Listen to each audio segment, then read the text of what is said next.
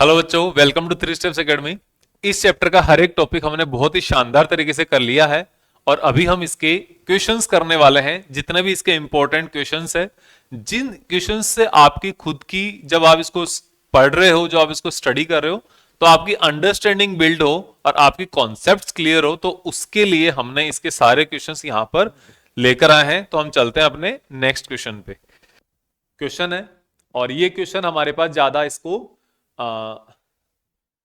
Numerically नहीं करना पड़ेगा, इसको तो एक्सप्लेनेशन से ही हो जाएगा। कैसे, देखो ये क्या कह रहा है, find the centre of mass of triangular lamina.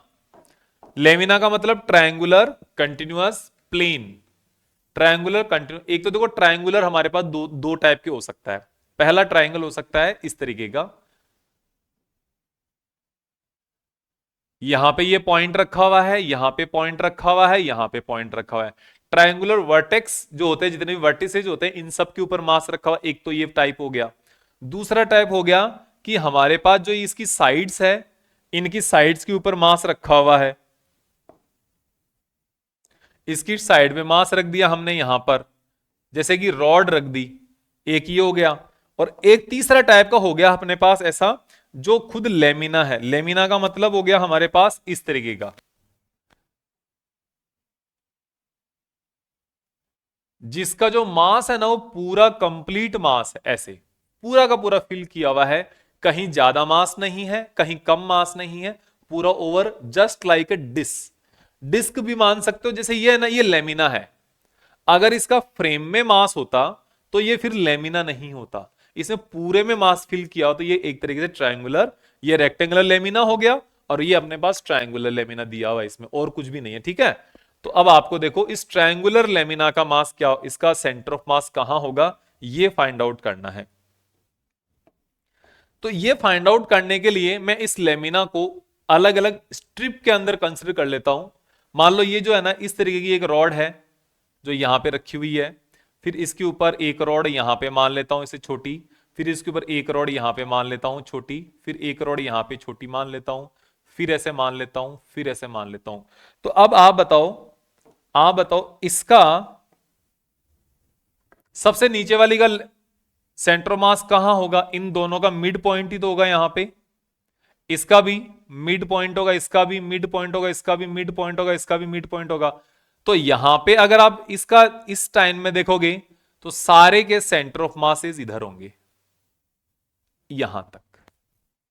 और ये रेगुलर में ही नहीं, इरेगुलर में भी यही होता है।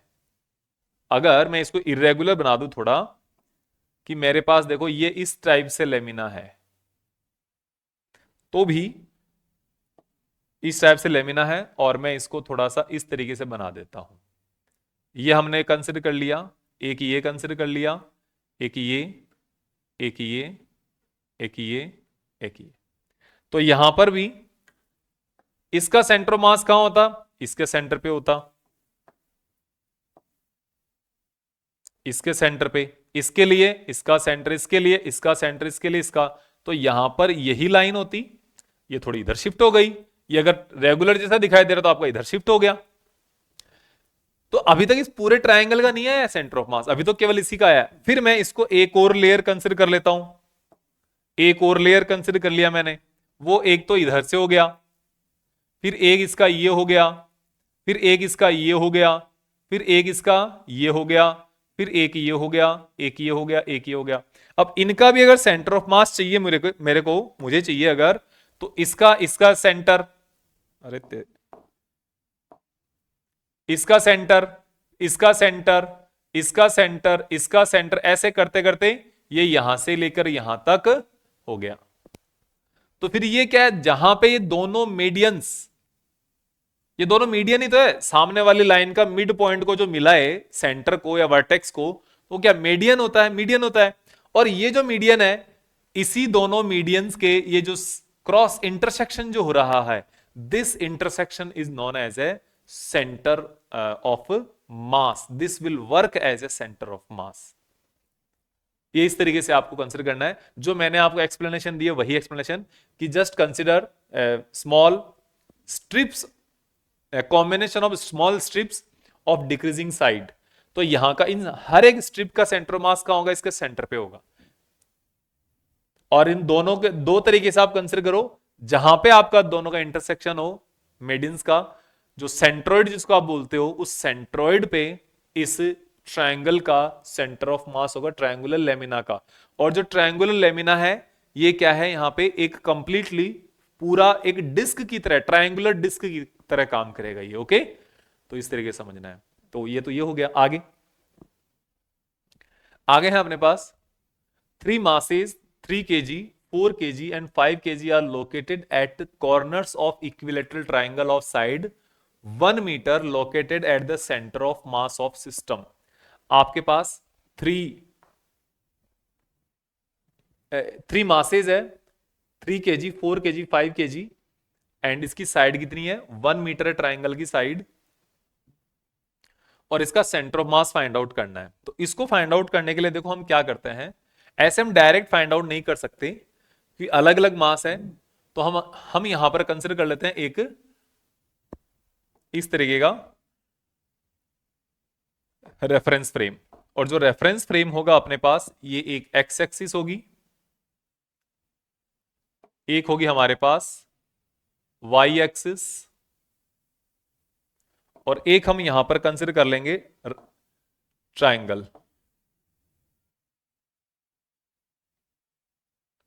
एक इक्विलेटरल ट्रायंगल कंसिडर करना है अपने को, और इक्विलेटरल ट्रायंगल का एक जो पॉइंट है ना, वो हम इसके ओरिजिन पे कंसिडर कर लेते हैं।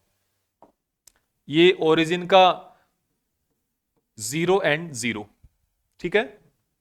अगर इसकी साइड 1 मीटर है, ये भी 1 मीटर होगी, ये भी 1 मीटर होगी, ये भी 1 मीटर होगी, तो इसका कोऑर्डिनेट क्या हो जाएगा, ये एक्स एक्सिस पर है ना 1 0, वाई एक्सिस का तो कोऑर्डिनेट 0 हो गया और एक्स एक्सिस का 1 हो गया।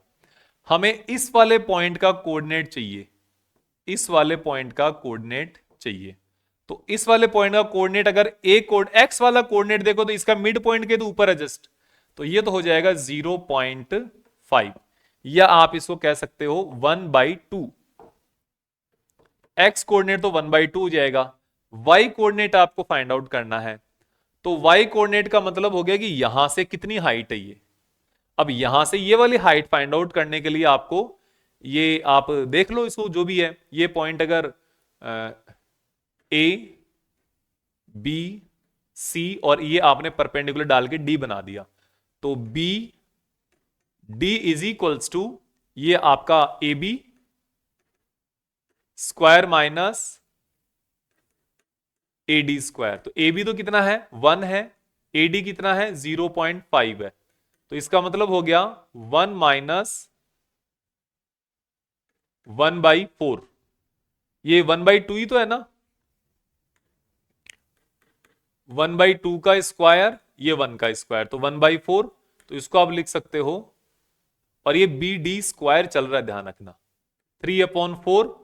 तो यहां से बी डी की वैल्यू आ गई √3/2, तो ये एक हो जाएगा यहां पे √3/2, ये 1/2 √3/2, ये इसके कोऑर्डिनेट्स हो गई। अब कोऑर्डिनेट होने के बाद तो कुछ बचा ही नहीं है, इसको आपने m1 ये m2 और ये m3 ऐसे आप कंसिडर कर लिया। आप किसको कैसा भी कंसिडर कर लो, इसमें ज्यादा फर्क नहीं पड़ना है अब, ठीक है। तो आप यहां पर इसको m1 is equals to 3 kg, m2 is equals to 4 kg, m3 is equals to 5 kg। तो X C M is equals to ये 3 को यहां पर है ना, 3 into 0 plus 4 into 1/2 plus 5 into 1, ये 5 into 1, okay, divided by 3 plus 4 plus 5। देखो हमारे पास यहां पर 4 को कंसिडर करने का एक फायदा भी हो गया कि ये कट जाएगा, हाफ रह जाएगा, ये तो 2 + 5 7 डिवाइडेड बाय 7 + 5 12, ये यहां पे पोजीशन आ गई। YCM की अगर हम बात करेंगे तो ये कहां पे हो गया, ये हो गया हमारे पास वाई एक्सिस के लिए बात करें अगर, तो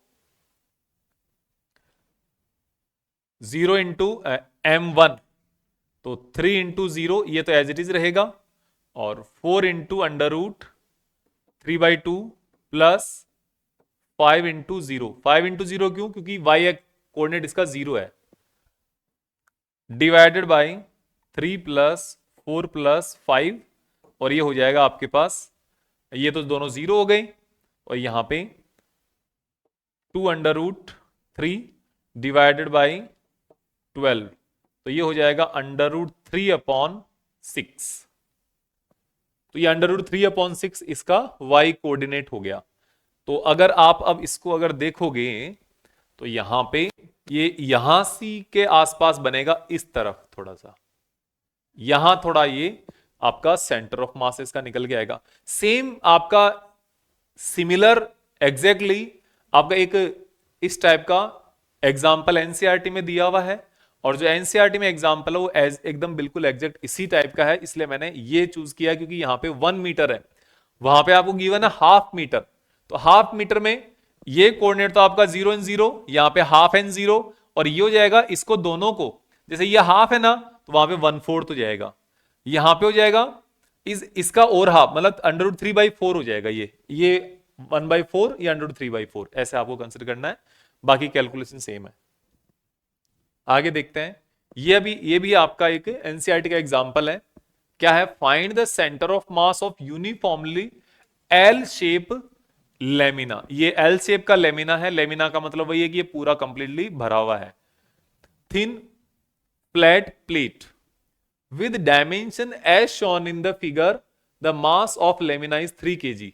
यूनिफॉर्म है, 3 kg मास है। 3 kg मास का मतलब इसका जो मास है ना, इस वाले साइड का, इस वाले साइड का भी 1 kg है, इस वाली साइड का भी 1 kg है, और इस वाली साइड का भी 1 kg मास है। ये इतने आपके अलग अलग का 1 kg, 1 kg एंड 1 kg मास है। जब ये पूरा कंप्लीट एक लेमिना है और यूनिफॉर्म है, तो इसका सेंटर ऑफ मास, इस पूरे स्क्वायर का सेंटर ऑफ मास इसका सेंटर होगा, इस पूरे सेंटर का मास इसका सेंटर होगा, इस पूरे का इसका सेंटर होगा।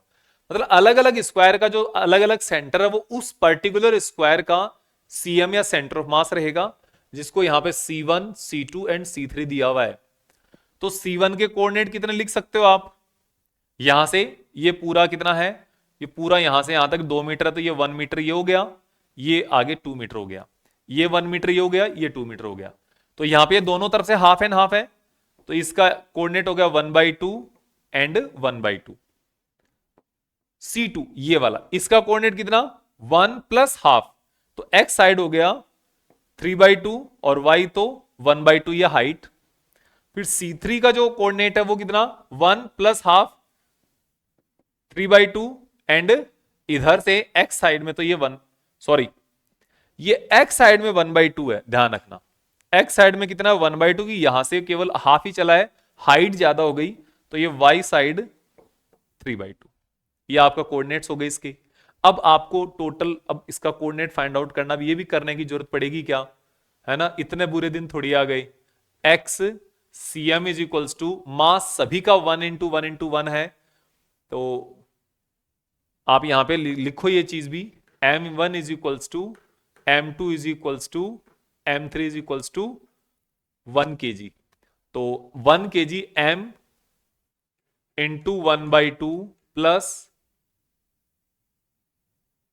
1 × 3/2 प्लस 1 × 1/2, इसका हाफ, इसका हाफ और इसका 3/2, तो ये आपने कंसिडर कर लिया, डिवाइडेड बाई टोटल 3 है ना, तो टोटल 1 + 1 + 1 3 आ जाएगा। इसका जो भी सॉल्यूशन आए आप भी मुझे बताएं कमेंट करके टाइम के साथ, कि मेरे को भी पता चले। और x cm की जगह y cm हो जाएगा, तो y cm पहला तो 1/2 है, सेम आएगा इसका भी 1 × 1/2, 1 × 1/2 प्लस 1 × 3/2 डिवाइडेड बाई 3। जो भी आंसर है आप आंसर लिखो, कोऑर्डिनेट बताओ। ओके, आगे चलते हैं। आगे है अपने पास, ये देखो, ये जो है ना, जो यहां पे लिख रखा है, ये बहुत ही पॉपुलर है, बहुत पॉपुलर है ये। इसको फाइंड आउट करने का बहुत सिंपल तरीका भी है, लेकिन ये क्या है, कंफ्यूज कर देता है, थोड़ा सा कंफ्यूज कर देता है, केवल इतना सा डिफरेंस है। बाकी ये थोड़ा इजी ही होता है, ज्यादा मुश्किल ये नहीं होता है। तो इसके लिए देखो, circular plate of uniform thickness has a diameter of 56 centimetre, diameter है 56 सेंटीमीटर का हो गया है ना। तो आपके पास ये D1 डायमीटर 56 सेंटीमीटर है, तो R1 इसकी रेडियस कितनी हो जाएगी, 56 डिवाइड बाई 2, 28 सेंटीमीटर हो जाएगी, ठीक है ना। सर्कुलर ऑफ पोर्शन डायमीटर इतना इज रिमूव्ड, तो आपने रिमूव कर दिया ना, तो वो D2 डायमीटर है कितना, 42 सेंटीमीटर।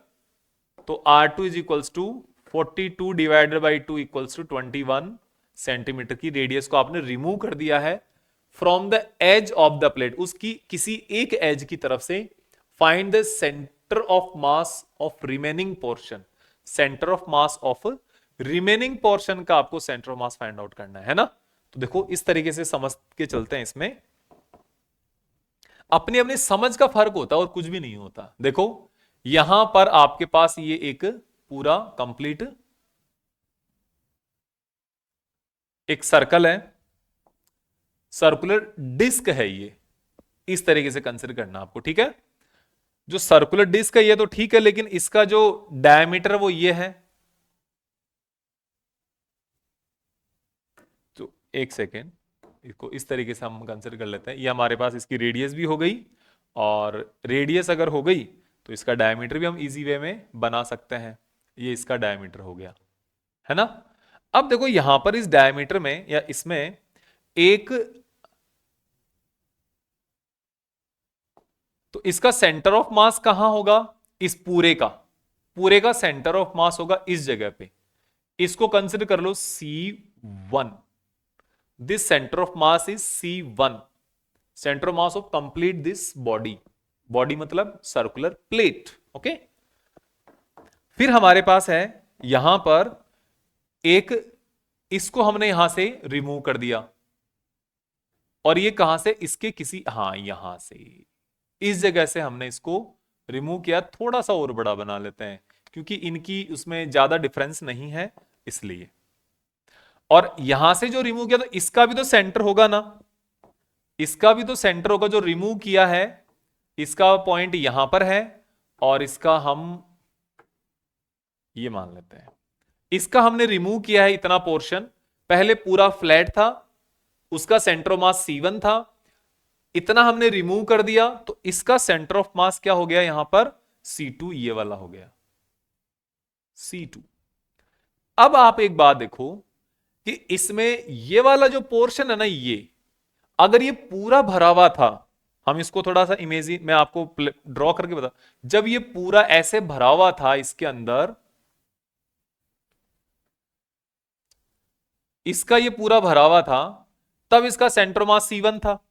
अब इसमें से अगर मैं इधर कुछ और रख देता, मैं इधर कुछ और रख देता यहां पे, तो एक बात बताओ, ये इधर से इस साइड से थोड़ा भारी हो जाता ना, मतलब थोड़ा हेवी हो जाता कि नहीं हो जाता। आप हो गए हाँ सर हो तो जाता। जब हेवी हो जाता तो इसका सेंटर ऑफ मास इधर से खिसक के, इधर से चेंज होकर इस तरफ थोड़ा सरकता है, इस तरफ आता कि नहीं आता, यहां से शिफ्ट होकर यहां आता कि नहीं आता। आप हो गए हाँ सर आता, आता ना।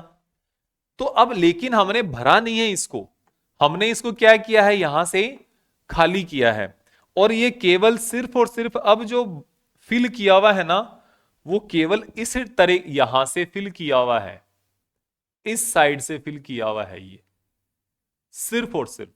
और वहां से क्या हो गया, उस जगह से ये हो गया थोड़ा खाली एक्चुअल में।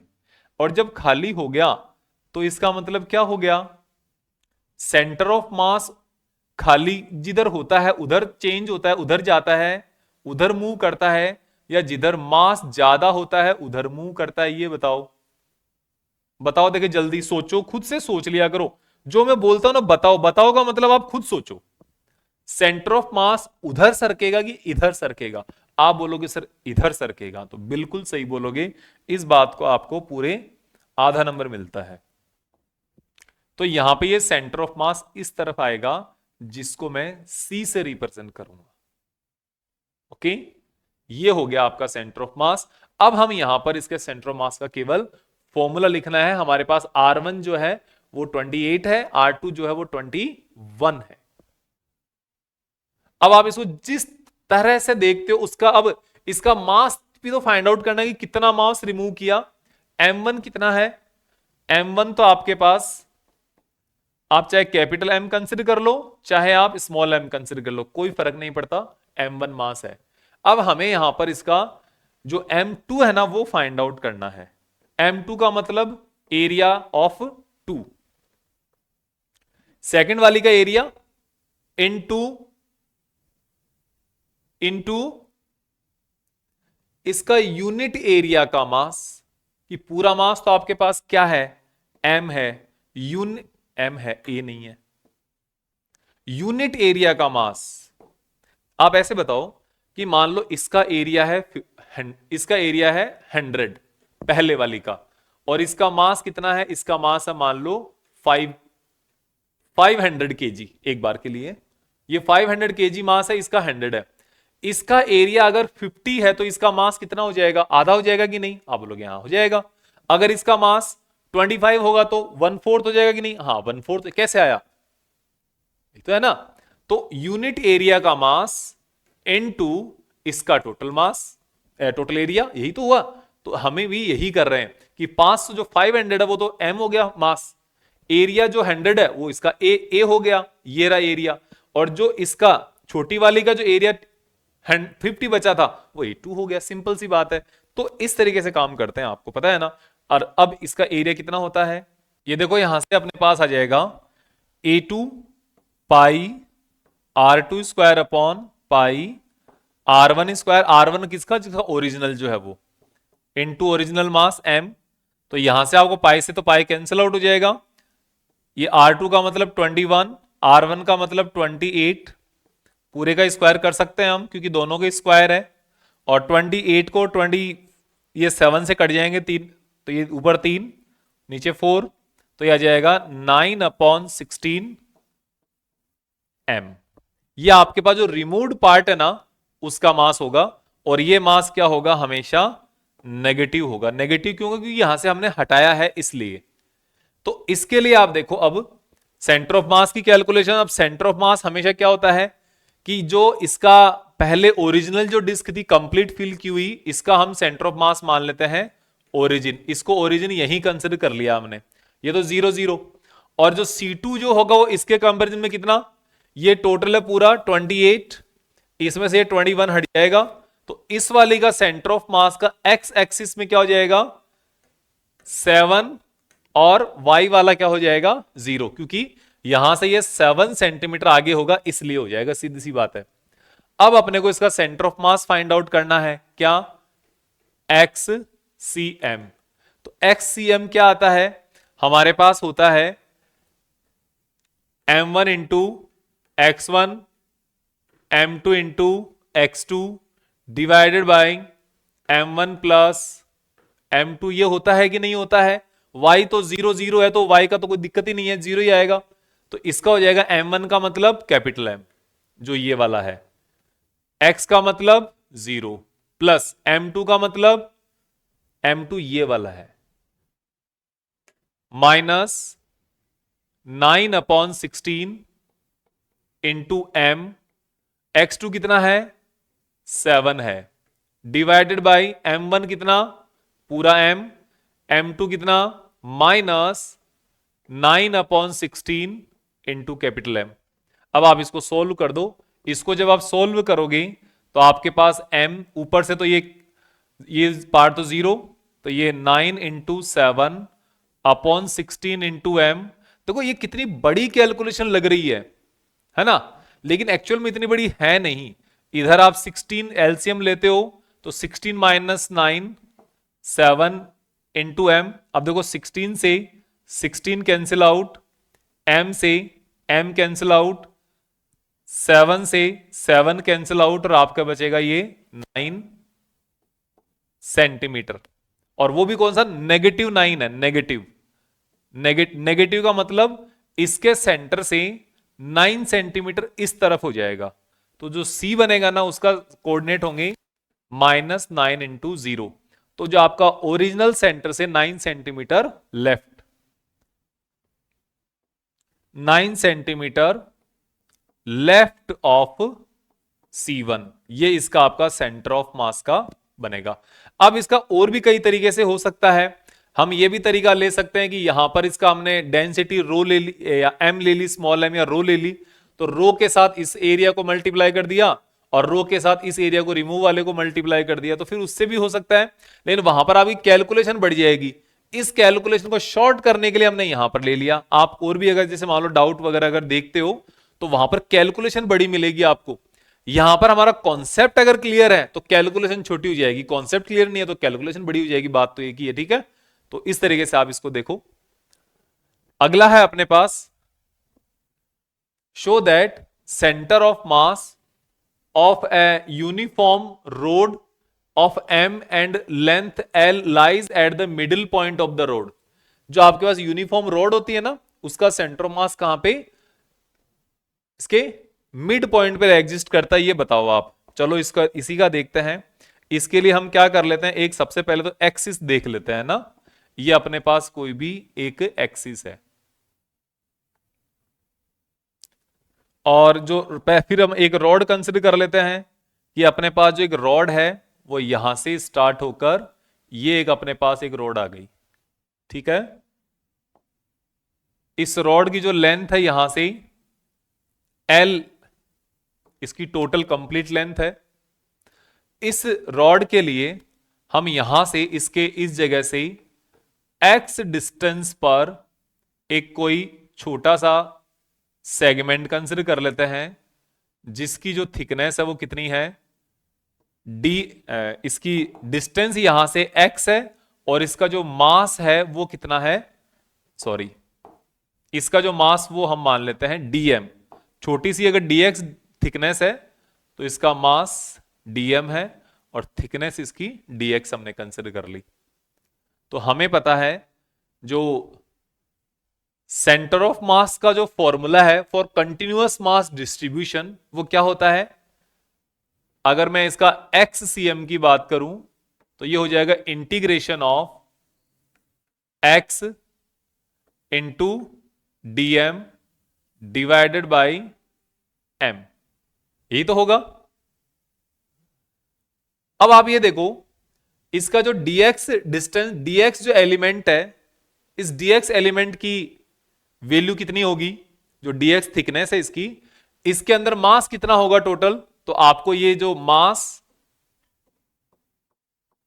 ऑफ dx एलिमेंट कितना होता है, कभी सोचा आपने। अभी तो सोचने के लिए बोला था कि आपके पास टोटल मास है कितना m, यूनिट लेंथ का मास कितना हो जाएगा m अपॉन l, 1 मीटर का मास, और dx अगर डिस्टेंस है into dx is equals to dm। यही तो होगा कि आपके पास टोटल मास है 500 kg, इसकी लेंथ है 100 मीटर, तो 1 मीटर का मास कितना 5 kg। अब आपको चाहे 2 मीटर का कैलकुलेट करना हो तो 2 से मल्टीप्लाई कर दो, 5 मीटर का करना हो 5 से, 10 का करना हो 10 से, 100 का करना हो 100 से। तो हमें dx का करना है तो dx से मल्टीप्लाई कर दिया, और क्या है तो वो कर दिया हमने। ये dm की वैल्यू यहां पर सब्स्टिट्यूट करो तो आपके पास आ जाएगा XCM इज इक्वल्स टू, ये m तो बाहर ले लिया हमने और ये वैल्यू आ जाएगी x into m upon l dx। m को भी बाहर ले लिया हमने, m upon l upon m x dx। Integration x की वैल्यू कहां से चेंज हो रही है, यहां से 0 से स्टार्ट हो रही है, कहां तक जा रही है l तक। तो आप लिख दोगे 0 से l, 0 से l, सिंपल सी बात है। अब हम इसको देख सकते हैं आगे कि m से तो m कैंसिल आउट, ये जो m है ये दोनों कैंसिल आउट हो जाएंगे, 1/L बचेगा, और इधर integration 0 to L x dx। Limit उसकी रखी जाती है जो यहां पर वेरिएबल, वेरिएबल कौन है, x है, तो x कहां से 0 से L तक चल रहा है, ओके ये है। तो 1/L और x का इंटीग्रेशन हो जाएगा x² 0 to L, वैल्यू रख दो तो आपके पास 1/L तो इधर आ जाएगा, x² का मतलब L² माइनस 0/2, तो ये आपके पास L से L कैंसिल आउट हो जाएगा, और आपके पास इसका जो XCM बनेगा वो क्या बनेगा, L/2। इसकी लेंथ का 0 से लेकर जो हमने लेंथ कंसिडर की है, इसका मिड पॉइंट यहां पर इसका CM हो जाएगा, है ना। तो this is mid point at mid point, ये आपका LCM हो गया, सेंटर ऑफ मास का पॉइंट हो गया, ये आपको देखना ध्यान से, ठीक है। अब हम और आगे देखते हैं क्या है। The angular speed of a motor wheel is increased from 1200 RPM to 3120 RPM. ये आरपीएम के अंदर दी हुई है, रोटेशन पर मिनट, और ये भी रोटेशन पर minute in 16 seconds. What is the angular acceleration? Assuming the acceleration to be uniform, how many revolution does the wheel makes during this time period? तो यहां पर ये क्या कह रहा है कि आपके पास ओमेगा 1 कितना है, 1200 RPM, रोटेशन पर मिनट। तो यहां पर अपने को इसकी जो ऐसा यूनिट्स में कैलकुलेट कर लेते हैं हम पहले, तो ऐसा यूनिट्स में करने पर ये मिनट है ना, तो इसको सेकंड्स में कन्वर्ट करना पड़ेगा, तो सेकंड्स के लिए अपॉन डिवाइडेड बाय 60, तो ये अपने पास आ जाएगा नियरली ये 20 RPS, रिवॉल्यूशन पर सेकंड, ये इसके पास इनिशियल स्पीड आ गई। देन अपने पास है यहां पर, और ये जो आपको रिवॉल्यूशन पर मिनट मिला है ना, तो ये भी ओमेगा नहीं है एक्चुअल में, ये आपके पास ओमेगा नहीं है, ये इसकी फ्रीक्वेंसी है, फ्रीक्वेंसी f। तो अब ओमेगा कितना आएगा, ओमेगा इक्वल्स टू आ जाएगा 2 पाई इंटू एफ, तो 2 पाई इंटू 20, तो ये हो जाएगा 40 पाई रेडियन पर सेकंड ऐसे। फिर अपने पास ये ओमेगा 1 हो गया, ओमेगा 2 की वैल्यू अगर हम देखेंगे तो ये हो जाएगा अपने पास कितना, 2 पाई f2 कितना है, 3120 है ना, तो 3120 तो मिनट के अंदर है, तो ये f2 अगर हम बात करें तो ये कितनी है, 3120 RPM, तो इक्वल्स टू अगर हम देखेंगे 3120 अपॉन 60, तो ये 60 से ये 0 से 0 कैंसिल आउट, और यहां पर ये कितना बचेगा, ये जाएगा 52, तो 52 आ जाएगा, तो 2 pi into 52 104 into pi radian पर सेकेंड, तो ये रेडियन पर सेकेंड में आ गया। अब अपने को क्या फाइंड आउट करना है, इसका एंगुलर एक्सेलरेशन फाइंड आउट करना है, तो एंगुलर एक्सेलरेशन के लिए alpha equals to omega 2 minus omega 1 divided by 16, तो ओमेगा 2 कितना है 104 इंटू पाई, और ओमेगा 1 कितना है 40 इंटू पाई डिवाइडेड बाई 16, तो ये 64 इंटू पाई डिवाइडेड बाई 16, तो अपने पास कितना आ जाएगा इसकी वैल्यू 4 पाई रेडियन पर सेकंड स्क्वायर, ये आपके पास अल्फा की वैल्यू आ गई। अब इसी टाइम ड्यूरेशन में इसने कितना एंगुलर डिस्प्लेसमेंट कवर किया है, तो एंगुलर डिस्प्लेसमेंट का मतलब हो गया थीटा, तो थीटा के लिए सेकंड इक्वेशन आ जाएगी ut, तो u की जगह यहां पे क्या आ जाएगा, थीटा की जगह, थीटा के साथ में omega 1 into T plus 1/2 into alpha T square. तो इस ड्यूरेशन में, मतलब जो गिवन ड्यूरेशन है इसी की बात कर रहा है, तो ओमेगा 1 की वैल्यू कितनी है, ओमेगा 1 की वैल्यू है आपके पास 40 into pi plus into 16 plus 1/2, alpha की वैल्यू है अपने पास 4 इंटू पाई, टी की वैल्यू है 16 इंटू 16, क्योंकि टी स्क्वायर है इसलिए। तो अब यहां से ये आपके पास आ जाएगा 2 हो जाएगा यहां पे तो 16 4 जा 64, 640 पाई प्लस 16 इंटू 16, तो ये कितना हो जाता है 256 का डबल करोगे 512 इंटू पाई, और अब आप इसको जब ऐड करोगे यहां पर, तो ऐड करने पर कितना आ जाएगा, ऐड करो देखें, ऐड करने पर आ जाएगा 2511 पाई। ये अपने पास इतना क्या है, इतना तो अपने पास यहां पर ये थीटा के अंदर है। अब अगर हम इसको रिवॉल्यूशन अगर कैलकुलेट करना चाहें तो कितना, ये इतना तो रेडियन हो गया ये, ठीक है। और अगर रिवॉल्यूशन में करना चाहें तो theta is equals to 1152 into pi upon 2 pi, तो ये आपके पास आ जाएगा, आपके पास आएगा तो कितना आएगा ये 576 रोटेशन, 576 रोटेशन ये कवर कर लेगा, कंप्लीट कर लेगा। ये तो आपके पास रेडियंस के अंदर हो जाएगा, इतना रेडियंस, और नहीं ये तो रोटेशन ही है, रेडियंस का तो यहां पे लिखा हुआ है, ये रेडियंस है, इसके अंदर 2 पाई से डिवाइड करोगे तो ये रोटेशन हो जाएगा आपके पास। ओके, तो ये है। अब find the torque of force, torque find out करना है, फोर्स ये गिवन है, and origin which act on a particle whose position vector is this one. एक पार्टिकल है जो इसके ओरिजिन के अराउंड रोटेट कर रहा है, लेकिन इस पार्टिकल की पोजीशन वेक्टर तो ये है और टॉर्क ये है, तो टॉर्क इक्वल्स टू क्या होता है आर क्रॉस एफ। ये तरीका क्या है उसके लिए मैं लेके आया हूं, आई कैप प्लस जे कैप माइनस के कैप क्रॉस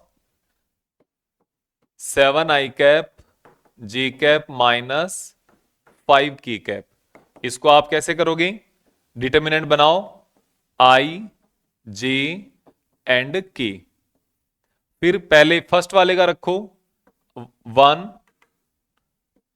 1 माइनस 1, सेकेंड वाले का 7 माइनस 3 माइनस 5। अब सोल्व करते जाओ, सोल्व करने के लिए सबसे पहले आई कॉमन रखना है बाहर, और आई वाले को छोड़ो, बाकी दोनों को मल्टीप्लाई करो, -5, फिर माइनस, इन दोनों को मल्टीप्लाई करोगे तो प्लस का 3 आ जाएगा, फिर अब माइनस का जे वाले को हाइड करो, इन दोनों को करो, तो फिर सबसे पहले माइनस का 5 माइनस 7 इंटू -1 -1, तो ये प्लस का 7 हो जाएगा, फिर प्लस का के को प्लस करने पर इन दोनों को छोड़ो, के वाली को रो एंड कॉलम को, इन दोनों को मल्टीप्लाई -3 और +7, तो ये ऐसे हो गया। तो इसको आप जब देखोगे तो -8 आई कैप -2 जे कैप और -10 के कैप, ये इसका टॉर्क हो गया नेट। इतनी सी बात है, देख लेना कोई कैलकुलेशन मिस्टेक वगैरह हो तो। Metal bar 70 centimetre long and 4 kg in mass is supported on 2 knife edge place 10 centimeter from each end. 70 centimeter long, 4 kg in mass is supported on 2 knife edge placed 10 centimeter from each end. A 6 kg weight is suspended at 30 centimeter from the end. From one end, find the reaction at knife edge. Assume bar to be uniform, cross section and homogeneous है, और cross section आपका है, और अपने को जी इतना लेना है, ये आपको ध्यान रखना है। इसके लिए देखो अपने को पहले डायग्राम बना लेते हैं कि यहां पर अपने को यह देखना है कि सबसे पहले अपने पास एक ये 70 सेंटीमीटर की एक ये बार है ना, इसका जो टोटल यहां से लेके वहां तक का जो एंड है वो 70 सेंटीमीटर है, and we have 2 knife edges support, यहां पे एक यहां पर है और एक यहां पर है। ये जो दोनों डिस्टेंस है ये इधर से 10 सेंटीमीटर है, यहां से 10 सेंटीमीटर है, और एक और काम कर रखा है इन्होंने, क्या कर रखा है, the mass supported to knife edges 10 centimetre from each end. तो ये बीच की रिमेनिंग जो है ना वो 50 बची है बाद में। And 60 kg weight is suspended 30 centimetre from one end. तो किसी भी एक एंड से 30 सेंटीमीटर है, तो हमने यहां से इस एंड से 30 सेंटीमीटर मान लो, हमने इस जगह पे मान लिया। तो यहां पर इन्होंने 30 सेंटीमीटर पर एक साइड से, ये कितना हो गया अपने पास 6 kg, यहां पर इन्होंने हैंग किया हुआ है, यहां पे सस्पेंड किया हुआ है। ओके, ये रहा आप अपने पास 6 kg यहां पर हो गया। अब देखो अपने पास क्या है, अब ये कह रहा है suspended at 30 centimetre from one end, find the reaction at the knife edge. अब यहां पर इनके कारण देखो, इसका जो वेट है ना ओवरऑल, ये वेट लगेगा इसके सेंटर पर, वो लगेगा यहां पे W1, W, ये इस मास के कारण ये W1 हो जाएगा। अब ये और इसका जो खुद का वेट है ना वो यहां पे सेंटर पे लगता है, इसका जहां पे सेंटर ऑफ मास होता है वहां पे वेट लगता है, पता है आपको ये दो। और नाइफ एजेस पर जैसे ये सब कुछ इसको नीचे खींच रहा है, तो इसके ऑपोजिट नाइफ एजेस जहां पर ये एजेज है वहां पर इसको एक ऊपर रिएक्शन R1 इधर मिल रहा है और एक रिएक्शन R2 आपके पास इधर मिल रहा है। आपको ये R1 और R2 फाइंड आउट करना है, सिंपल बात इतनी सी है। तो सबसे पहले तो यहां पर एक अपने को क्या लेना होगा, दो इक्वेशन बनानी होगी, क्योंकि अननोन कितने हैं अपने पास, दो अननोन्स है R1 एंड R2। तो एक इक्वेशन तो अपने पास बनेगी किससे, रोटेशनल इक्विलिब्रियम से, कि यहां पर इस इधर कुछ एंटी क्लॉकवाइज टॉर्क लगेगा, एक इधर कुछ क्लॉकवाइज टॉर्क लगेगा, उन सब का हम इक्वल करना है। दूसरा हमारे पास एक ट्रांसलेशनल इक्विलिब्रियम पैदा करना है, बनाना है। ट्रांसलेशनल इक्विलिब्रियम में क्या है, सबसे पहले हम ट्रांसलेशनल वाला काम खत्म करते हैं। ट्रांसलेशनल इक्विलिब्रियम, ट्रांसलेशनल इक्विलिब्रियम में क्या आएगा, ये दोनों अपवर्ड साइड में लगने वाले फोर्सेस क्या है, R1 plus R2 equals to downward side में लगने वाले फोर्सेस, और डाउनवर्ड साइड में कौन लग रहा है, W1 प्लस W2, और W1 प्लस W2 कितना है, W1 इसका मास 6 इंटू 9.8, और W2 ये कितना है, W2 नहीं, इसका पूरा W खुद इसका मास, वो हो जाएगा आपके पास 4 इंटू 9.8। तो ये आपके पास हो गया 6 9.8 और 4 9.8, ये बन गया 10 इंटू 9.8 इज इक्वल्स टू 98, और ये 98 क्या है, R1 प्लस R2 है। तो R1 plus R2 is equals to 98 आपने लिख दिया, ठीक है। ये तो हो गया हमारे पास ट्रांसलेशनल के लिए। अब हमें लिखना है रोटेशनल के लिए। तो रोटेशनल के लिए देखो, ये मिड पॉइंट है, इस मिड पॉइंट से ये कितने डिस्टेंस है, ये देखो मिड पॉइंट इन दोनों डिस्टेंसेस से कितना है, 35 एंड 35 है। 35 के बाद में ये यहां से 30 है, और ये 35 से 30 कितना बनेगा, ये 5 सेंटीमीटर बनेगा आपके पास, ठीक है,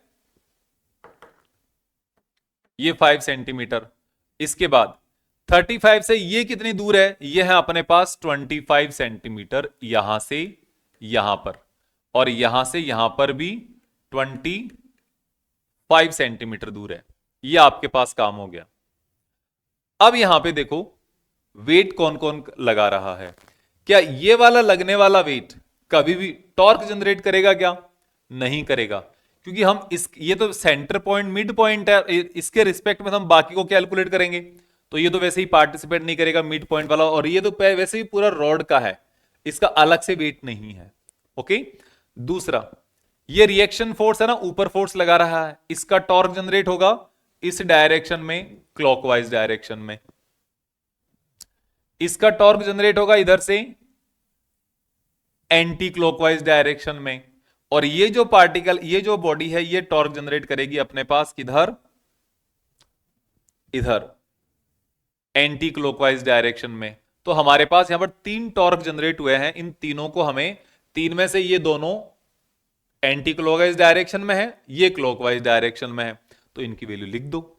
इनकी वैल्यू लिखने पर हमारे पास क्या बचता है, R1 इंटू 0.25, 0.25 का मतलब 25 centimetre, is equals to clockwise direction में कितना है, R2 इंटू 0.25, इधर वाला हो गया।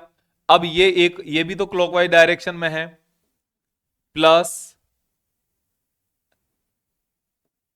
mg। अब m भी तो लिख सकता था, mg क्यों लिखा, क्योंकि यहां पर ये भी रिएक्शन फोर्स है, ये भी रिएक्शन फोर्स है, तो ये भी तो रिएक्शन वेट भी तो फोर्स ही आएगा, w ये m1g, तो ये m1g ये आपके पास आ गया किधर, क्लॉक एंटी क्लॉकवाइज डायरेक्शन में, और इसकी डिस्टेंस कितनी है 0.05, ये आपके पास आ गई।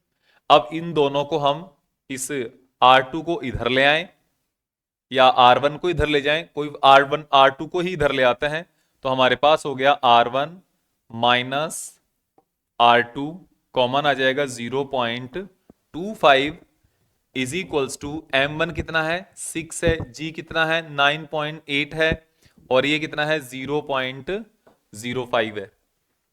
फिर हम इस 0.25 को उसके नीचे ले जाएंगे उधर, तो हमारे पास बनेगा R1 minus R2 is equals to 6 into 9.8 into 0.05 upon 0.25। तो ये हम यहां से अगर इसको पॉइंट को हटा रहे हैं तो ये पॉइंट हट जाएगा, तो ये अपने पास कितना बचेगा देखो,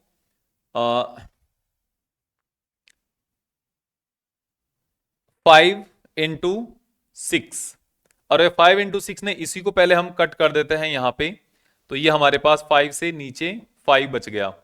5 को अब हम यहां से इसके साथ अगर कट करें तो 1.2 बच जाएगा, तो 1.2 को 98 से हम यहां पे मल्टीप्लाई कर सकते हैं, तो इसको मल्टीप्लाई करके देख लेते हैं क्या आता है। कहां गया वो, ये रहा,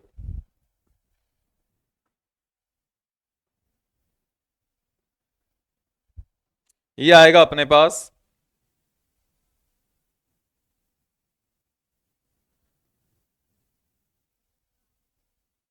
1.2 इंटू 9.8, 11.76, तो ये अपने पास 11.76 आ गया। अब अपने पास R1 माइनस R2 की वैल्यू 11.76 आ गई। अब हमें यहां पर इनको अब अगर ऐड कर दोगे तो ऐड से R1 R2 cancel out, 2 into R1 equals to कितना हो जाएगा, प्लस 98, तो ये 109.76, तो R1 इज इक्वल्स टू क्या हो जाएगा, इसका हाफ 109.76 डिवाइडेड बाई 2, तो ये हो जाएगा आपके पास डिवाइडेड बाई 2 54.88, 54.88 R1 की वैल्यू आ गई। और जब R1 की वैल्यू आ गई तो R2 इक्वल्स टू 54.88 माइनस 11.76, तो ये वैल्यू कितनी हो जाएगी, माइनस 11.76, तो 43.12, ये आपके पास R2 की वैल्यू हो गई। सिंपल था, थोड़ा सा अपने को सोचना जरूर पड़ रहा है, कौन सी डिस्टेंस कहां पे आनी है ये बताना पड़ता है, कि 10 सेंटीमीटर इधर से था, 10 सेंटीमीटर उधर से, तो 10 और 10 तो खत्म हो गए, फिर बचा क्या ना 70 में से 50, तो ये दोनों का जो मिड पॉइंट है वो 25 आएगा दोनों तरफ से। फिर ये एक साइड से 30 था तो सेंटर 35 पे है, तो दोनों के बीच का 0.5 सेंटीमीटर आ गया। इस तरीके से है ना, ये सेंटीमीटर लगाना मत भूलना, क्योंकि यहां पे थोड़ा स्पेस कम होता है तो लिखना कम चाहते हैं। ठीक है, आगे तो नेक्स्ट अपने पास क्वेश्चन है ये दूसरा, an electron of mass 9 into 10 to the power minus 31 kg revolve in a circular radius of 0.53 angstrom around a nucleus of hydrogen with a velocity of 2.2 into 10 to the power 6. Show that it's angular momentum is equal to h upon 2 pi where h is Planck constant value 6.6 into 10 to the power 34 -34 joule second. तो इसका angular momentum find out करना है। Angular momentum formula क्या होता है? Angular momentum क्या लिख दिया? एंगुलर मोमेंटम क्या होता है? L is equals to mv/r। m का मतलब मास। मास कितना है? 9 into 10 to the power -3। v velocity कितना है? 2.2 into 10 to the power 6 metre पर सेकेंड। और mvr रेडियस कितना है? इतना एंगस्ट्रॉम। तो 0.53 इंटू 10 to the power -3। ये सारी वैल्यू आ गई। आप वैल्यू चाहे लिख लो यहां पे। m is equals to 9.1 into 10 to the power -31 kg। r is equals to 0.53 angstrom, मतलब 0.53 into 10 to the power-10 metre. और अपने पास फिर क्या है इसका? वेलोसिटी जो कि 6.6 2.2 into 10 to the power minus not minus plus 6 metre पर सेकेंड। तो ये सारी वैल्यूज है। इनको जब आप यहां पर, ये है 10 to the power -10, ये आप जब सोल्व करोगे तो देखो कितना आएगा? -10। तो यहां पर सबसे पहले आपको 10 to the powers को सोल्व करना है। पावर्स को जब सोल्व करोगे, -31 है और माइनस ये है, तो माइनस का माइनस मिलाकर कितना बन जाएगा आपके पास? माइनस का 41 और प्लस का 6, माइनस का 35 इंटू, अब ये जो है ना सारे जितने भी, इनको मल्टीप्लाई करके बता दो। इनको मल्टीप्लाई जब करेंगे यहां पर तो ये हो जाएगा 9 इंटू 2.2 इंटू 0.53। तो ये आ जाएगा आपके पास नियरली 10.49। तो 10.5 के आसपास आ जाएगा ये। अब ये कह रहा है कि इसको इस वाले के बराबर प्रूफ करके बताओ। तो अब h अपॉन 2 पाई का मतलब कितना होता है? h की value 6.6 into 10 to the power -34। 2 का मतलब तो 2 होता है, पाई का मतलब 22 इंटू 7। तो इसको आप फिर से मल्टीप्लाई करके देखो तो ये आ जाएगा 6.6 into 7 divide by 2 divided by 22। तो ये भी वही आ रहा है ना? वही नहीं आ रहा है, ये अलग है। हाँ ये देखो 6.6 into 7 divided by 2 divided by 22। तो ये बराबरी ही आ रहा है 10.5 इंटू 10 to the power -35 बराबर है। इसका यूनिट अगर लिखोगे जूल सेकंड, इसकी भी यूनिट जूल सेकंड। तो ये आपके पास क्या आ गया? एक सिंपल सा क्वेश्चन है जिसमें आपको जो एंगुलर मोमेंटम वो इस तरीके से आपको बताना है। 3 masses, point masses m1, m2, m3 are located 3 vertices of equilateral triangle side A. What is the moment of inertia of the system about an axis along the altitude of triangle passing through M? इसमें moment of inertia पूछा है। और moment of inertia भी किसका? आपके पास m1, m2, m3 है और ये तीनों एक इक्विलेटरल ट्राइंगल के वर्टिसेस पर रखे हुए हैं, इक्विलेटरल ट्राइंगल के वर्टेक्स पर। तो यहां पर what is the about an system axis along the altitude. तो एल्टीट्यूड का मतलब हाइट।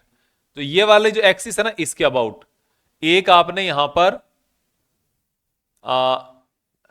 m1, m2, m3 ऐसे है। अब ऊपर किस जिसको रख दिया ना उसको छोड़ना पड़ेगा, बाकी तो आ गया, बाकी आपके पास आ गया। और ये जो डिस्टेंस है, a इसकी साइड ये है, a इसकी साइड ये है, ये a/2 है, ये भी a/2 है। तो आपके पास यहां पर मोमेंट ऑफ इनर्शिया कितना आ जाएगा? मोमेंट ऑफ इनर्शिया होता है m1 r1 square, m2 r2 square, m3 r3 square. तो यहां पे m1 इंटू 0 का स्क्वायर वो तो ऊपर वाला हो गया, m2 इंटू a/2 का स्क्वायर, m3 इंटू a/2 का फिर से स्क्वायर, तो ये तो 0 हो गया, तो m2a² by 4 plus m3a² by 4, इतना ही है। m1 के पासिंग है तो ये सेम ही आ गया, इसने बोला कि m1 से पास करवा दो एक्सिस को, तो ये बिल्कुल आपके पास मोमेंट ऑफ इनर्शिया का फॉर्मूला इसका हो जाता है इस तरीके से।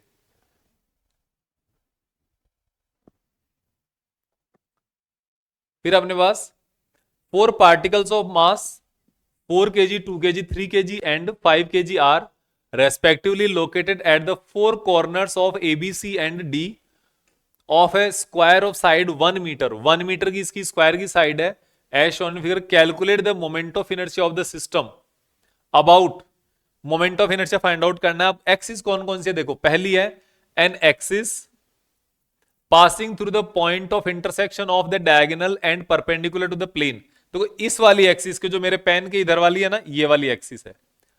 तो आपको किसी एक पॉइंट की डिस्टेंस फाइंड आउट करनी है, तो ये जो डिस्टेंस अगर होगी, कैसे फाइंड आउट करोगे, ये डिस्टेंस है अपने पास 1/√2। कैसे करी, इस डिस्टेंस को करने के लिए देखो मैं आपको सिंपल सा चीज बता देता हूं कि आपको ये जो दोनों साइड है ना, ये इसका पाइथागोरस थ्योरम लगाना है इसके लिए, तो ये आएगी 2√2। अब इसको 2 से नॉट 2√2, ये आएगी 1√2, मतलब ये √2 आएगी, इसको 2 से डिवाइड कर दो आधी करके, तो 1/√2 आ जाएगा। ठीक है, तो ये इसके पास इसकी वैल्यू आ जाएगी, तो ये √2 आएगी सभी के।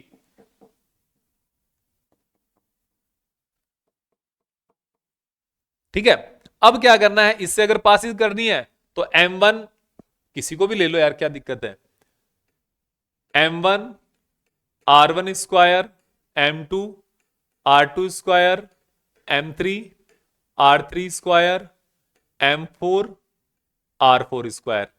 अब मास अलग अलग है आपके पास, तो पहले इस छोटे वाले a से स्टार्ट करते हैं, 4 वाले से, तो 4 इंटू आर स्क्वायर मतलब 1/2।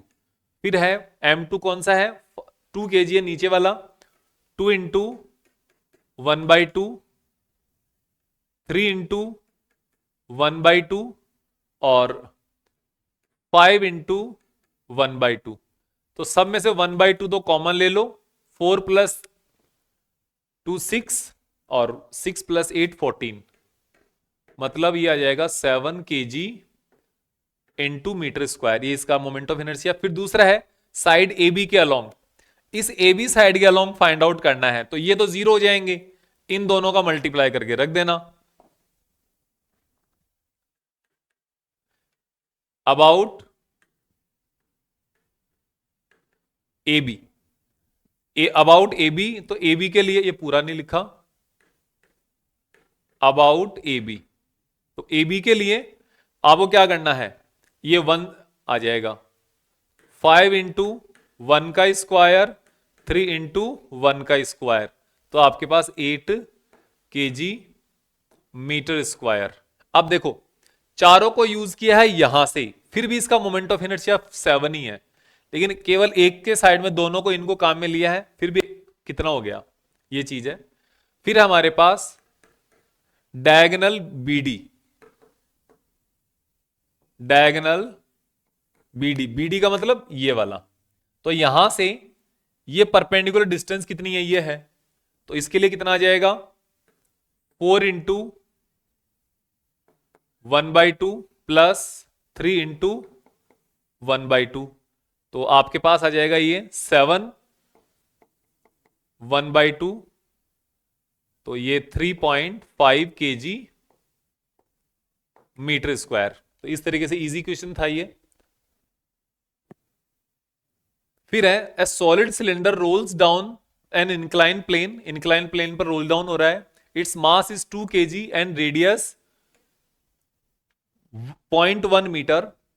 If the height of the incline plane is 4 metre, what is the rotational kinetic energy when it reaches the foot of the plane.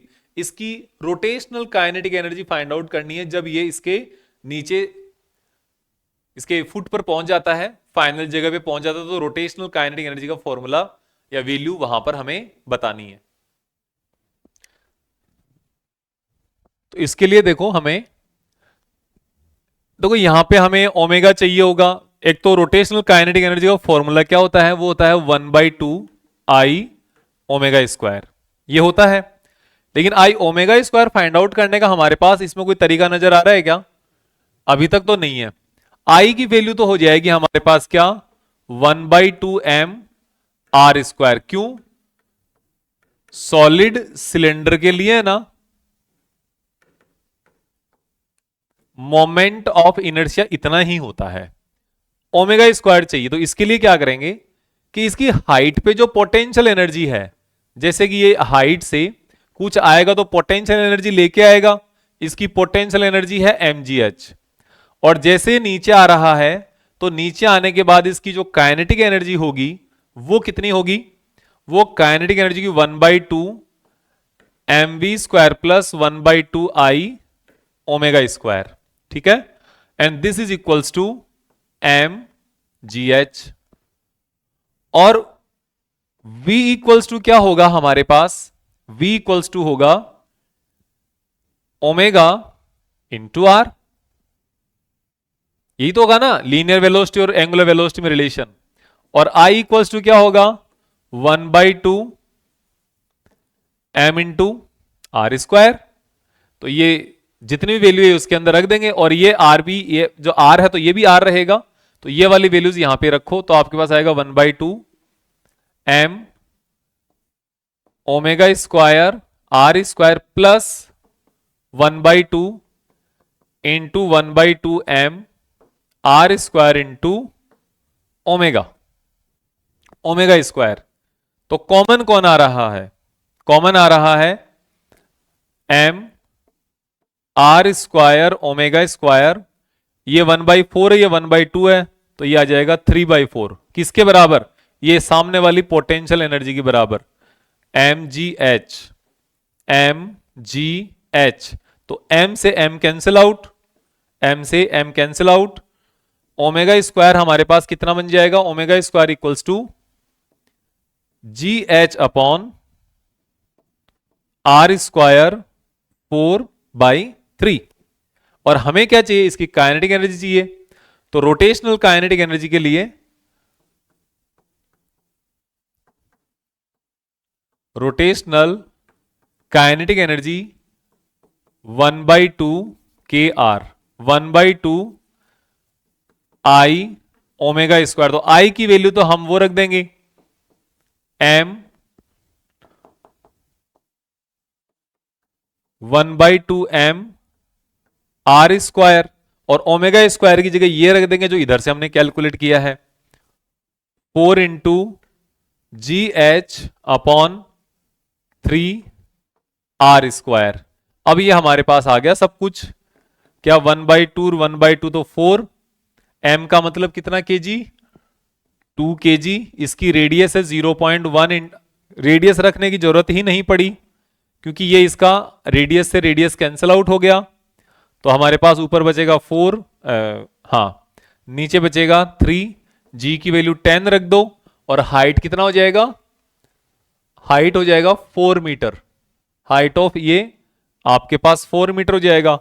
तो 4 से 4 कैंसिल आउट, या आपके पास 80/3, 80/3 आपके पास यहां पर इतना joule of rotational kinetic energy बचा है। तो सिंपल है ये, कोई ज्यादा मुश्किल नहीं है अगर आपका एक बार देखा हुआ है तो। आगे देखते हैं, यह है हमारे पास a automobile moves on a road with a speed of 54 kilometre per hour. The radius of its wheel is 0.35 metre. What is the average negative torque transmitted by its brake to a wheel if wheel is brought to a rest in 15 second. 15 second के अंदर उसको हमने रोक लिया, उसकी speed को 0 कर दिया, और उसकी स्पीड पहले से गिवन है। और the moment of inertia of the wheel about the axis of rotation is 3 kg metre square. Values भी खूब सारी, काफी सारी दे रखी है इसने, और अब हमें इसको आंसर फाइंड आउट करना है। तो कैसे होगा, what is the average negative torque transmitted by its brakes. तो आप ये देखो, हमारे पास वहां पर इसकी स्पीड कितनी है, एंगुलर स्पीड कितनी है, ये हमें देखना है। तो इसके लिए अपने पास u गिवन है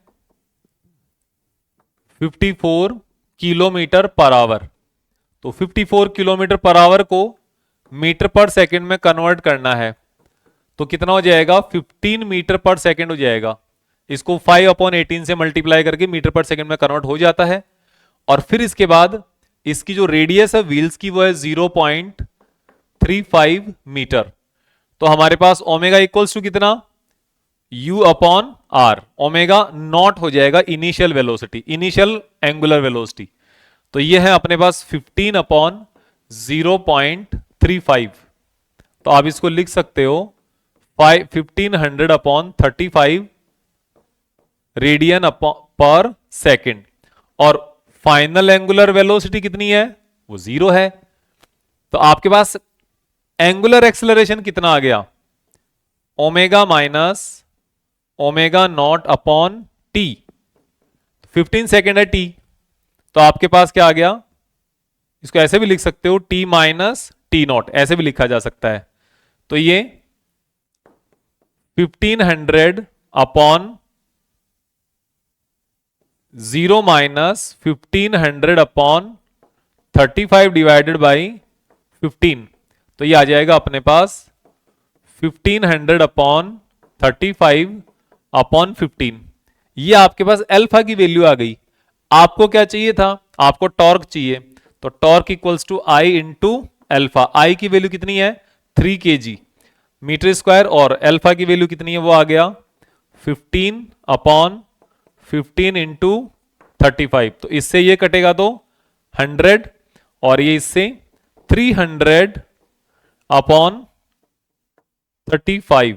तो ये नियरली 8.6 या 8.7 के आसपास जो भी आंसर है वो आप लिख लेना, सिंपल है।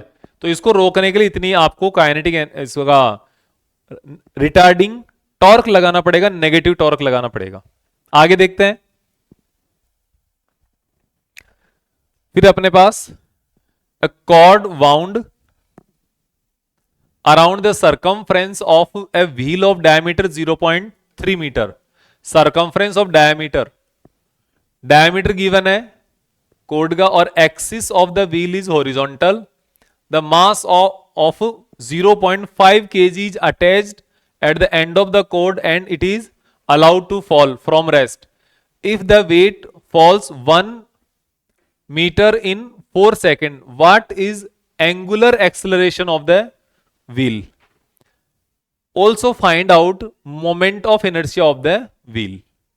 ये अपने को यहां पर देखना है कि ये इस तरीके से है कि आपके पास क्या है, कोई ऐसे मान लो कोई आपके पास एक टेबल के ऊपर कोई ऐसा व्हील का रखा हुआ है, ये आपके पास यहां पर आपने इसको टेबल मान लिया, ठीक है, इस तरीके से, और इसको आपने बहुत बार इसको लपेट रखा है। अब यहां पर इसको कुछ मास बांध दिया, तो इसके ये जो कोड खुल के नीचे गिरेगी, तब फ्री फॉल तभी तो होगा। तो खुल के नीचे गिरेगी तो ये घूमेगा, ये जो है ना ये एक्सिस, ये घूमेगी, और ये जैसे ही घूमेगी ये खुल के नीचे गिर जाएगा। तो इसकी एंगुलर क्या है, what is the angular acceleration हमें फाइंड आउट करना है 0 से यहां पर जाने के लिए। तो सबसे पहले 4 पॉइंट, पहले अपने पास क्या है यहां पे एक्सेलरेशन, ये वाला है weight fall 15 metre in 4 second from rest. तो रेस्ट में देखो, रेस्ट में अपने पास इनिशियल लीनियर वेलोसिटी कितना 0, डिस्प्लेसमेंट कितना 1.5, और आपके पास क्या है यहां पे टाइम कितना 5। तो एक्सेलरेशन फाइंड आउट कर सकते हो आप यहां से।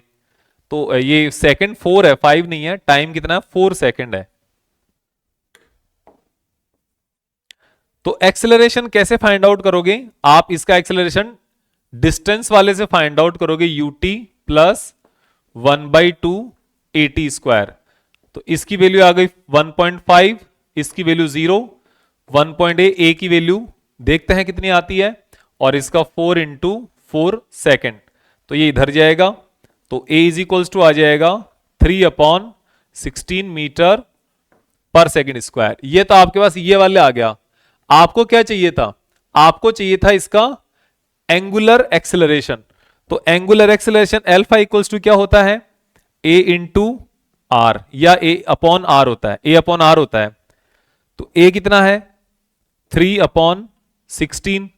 r कितना है? ये रहा, यहां पे डायमीटर दिया हुआ है।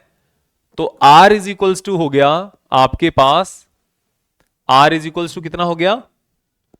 r इज इक्वल्स टू हो गया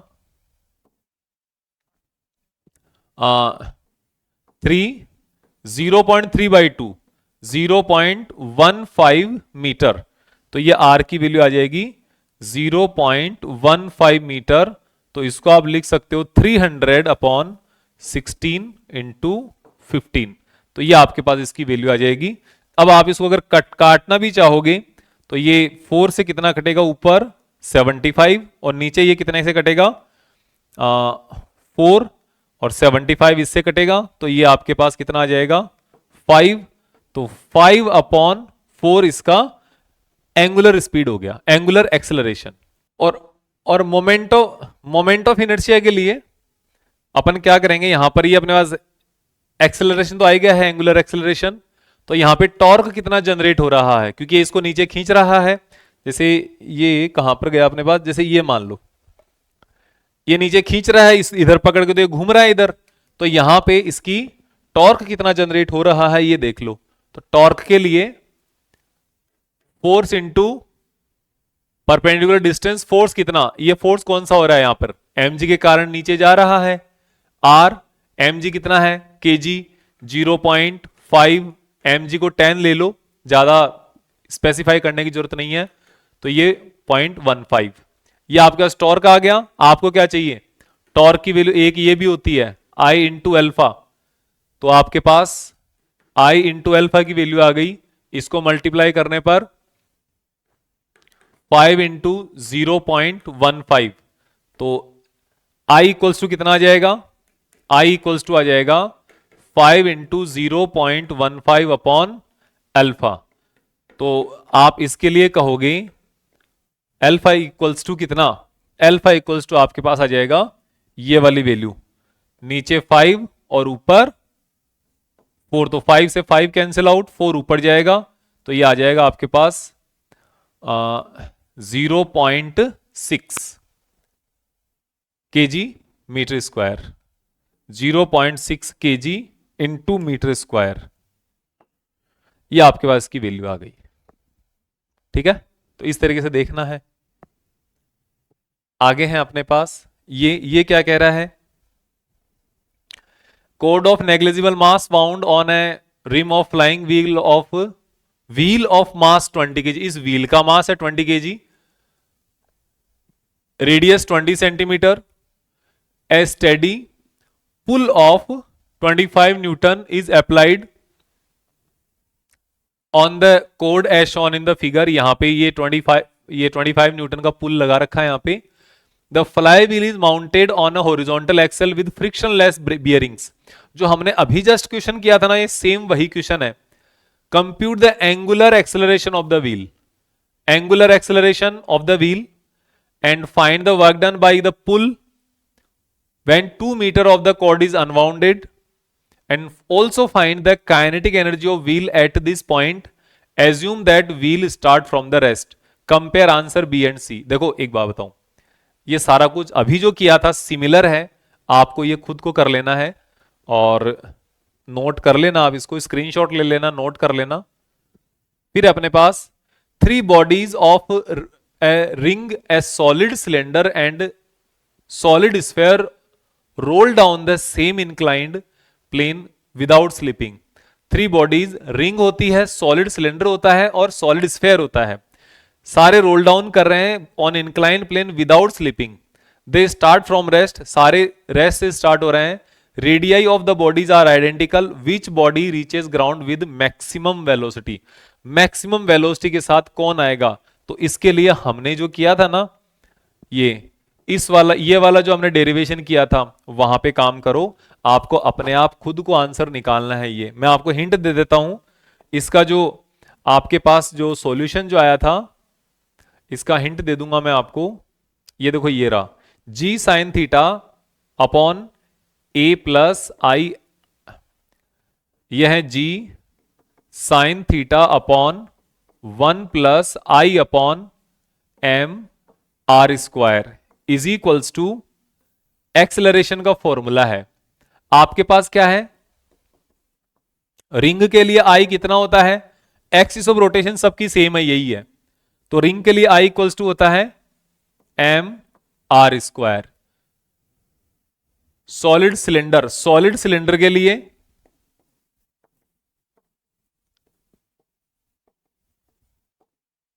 आई इक्वल्स टू कितना होता है, 1/2 एम आर स्क्वायर। और स्फेयर के लिए I equals to 2/5 M R square. ठीक है, ये जो आर है और ये आर दोनों सेम है, ध्यान रखना इस बात का। द रेडियस ऑफ बॉडीज, अब देखो आई क्या है, इसके तो जस्ट अपॉन में है, इसके तो जस्ट अपॉन में है। तो जिसका मोमेंट ऑफ इनर्शिया ज्यादा मिले आपको, जिसका मोमेंट ऑफ इनर्शिया ज्यादा मिले वो धीरे जाएगा, इतनी सी बात है। बाकी आप देख लेना, इसके अंदर सब कुछ आंसर आपको इसके अंदर मिल जाएगा और मैंने आपको ये बता दिया है। आई की वैल्यू करो, ए फाइंड आउट करो, जिसका ए ज्यादा होगा उसकी फाइनल वेलोसिटी ज्यादा होगी, सिंपल सी बात है। तो इतने क्वेश्चंस हमारे पास थे और अब आपको भी इसको देखना है। बड़ा चैप्टर रहा है, मैंने अपनी तरफ से पूरी कोशिश की आपको करवाने की, और इस चैप्टर को अभी के बाद ना इतना शानदार तरीके से आपको कहीं नहीं मिलेगा, मैं आपको इस बात की गारंटी दे सकता हूं। और देखो हर एक चीज मेहनत हो रही है, थोड़ा टाइम लग रहा है। मैं ये सोच रहा हूं अच्छे से, देखो आपके पास 2-2 3-3 घंटे के जो वन शॉट वीडियो वो इंटरनेट पर बहुत पड़े हैं। मैं अगर सेम चीज मेरे को करनी है तो फिर करनी ही क्यों, आप ऑलरेडी कहीं से भी पढ़ लोगे, लेकिन मेरे को जब देना है तो अच्छे से देना है।